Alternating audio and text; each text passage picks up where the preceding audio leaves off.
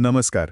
आज आपण विवेक चारी यांच्या एका लेखावर जरा सविस्तर बोलणार आहोत. हो. कोकर आणि गोवा या भागात काही विशिष्ट शब्द आहेत, विशेषतः कारागिरांशी संबंधित.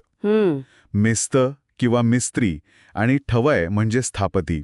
तर हे शब्द कसे आले, कसे वापरले जातात याचा जरा मागोवा घेऊया. नक्कीच खूप रंजक विषय आहे हा. सुरुवात करूया मेस्त किंवा मिस्त्री या शब्दापासून.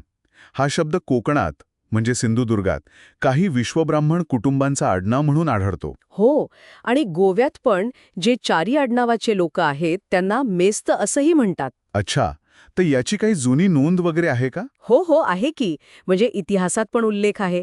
29 मार्च 1775चा एक शिलालेख आहे. त्यात सुतारासाठी मिस्त्री शब्द वापरलाय. 1775 म्हणजे जवळपास 250 वर्षापूर्वी. अगदी. धोंडू जोशी म्हणून होते कोणीतरी. त्यांनी देवळाच्या लाकडी कामाच्या दुरुस्तीसाठी मिस्त्री लाला नावाच्या कारागिराकडून काम करून घेतलं असा उल्लेख आहे. वा, म्हणजे शब्द चांगलाच जुना आहे. आणि गोव्यात तर काही ठिकाणांची नावं पण यावरून आहेत नाही का? मेस्ता भाट. हो, मेस्ताळे म्हणजे मेस्त लोकांची जमीन किंवा मेस्तावाडो, म्हणजे जिथे चारी लोक राहतात ती वस्ती. हां, आणि याचा संबंध थेट पोर्तुगीज मिस्त्रे शब्दाशी जोडला जातो, म्हणजे शिक्षक किंवा कुशल कारागीर.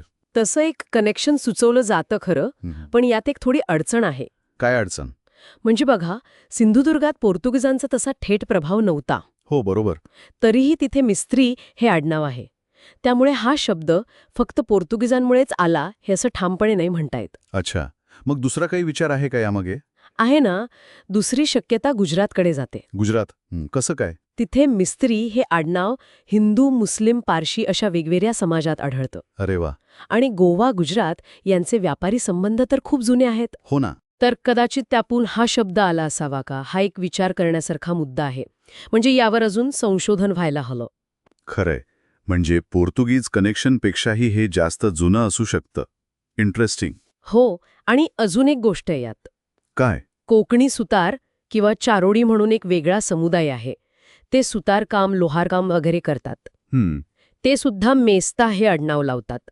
इतकंच काय, कारवारमध्ये काही मच्छीमार पण हे आडनाव वापरतात. म्हणजे हा शब्द फक्त एका समाजापुरता किंवा व्यवसायापुरता मर्यादित नाहीये तर? खूपच गुंतागुंत आहे यात. अगदी.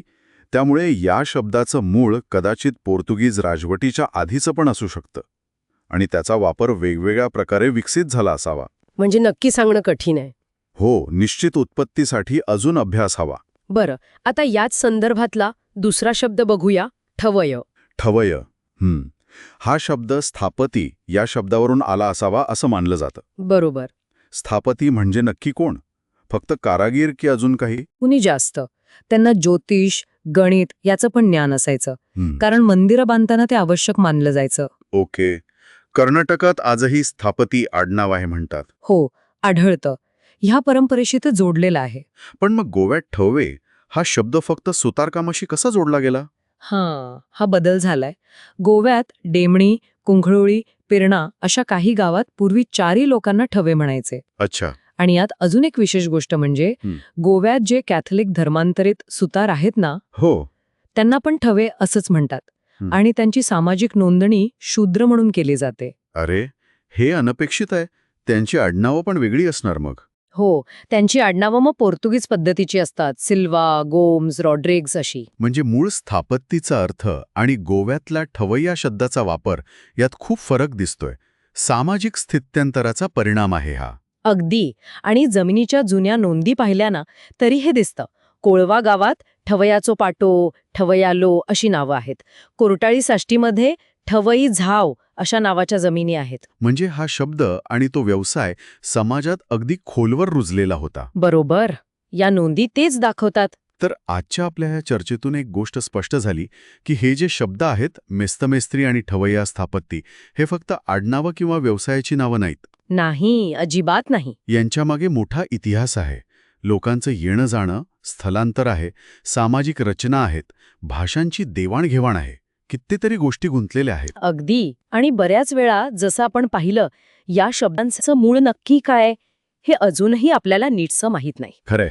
यातून एक गोष्ट मात्र कळते की भाषा आणि आपली ओळख या कशा सतत बदलत राहतात, एकमेकांवर प्रभाव टाकत असतात, त्या स्थिर नसतात कधीच. बरोबर. श्रोत्यांनी पण विचार करावा की आपल्या रोजच्या बोलण्यात आजूबाजूला असे आणखी कितीतरी शब्द असतील ज्यांचा अर्थ किंवा मूळ आपल्याला पूर्णपणे माहीत नसेल, पण ते आपल्या समाजाचा, संस्कृतीचा एक अविभाज्य भाग बनून गेले आहेत, नाही का? अगदी शोधायला गेलं तर खूप काही सापडेल.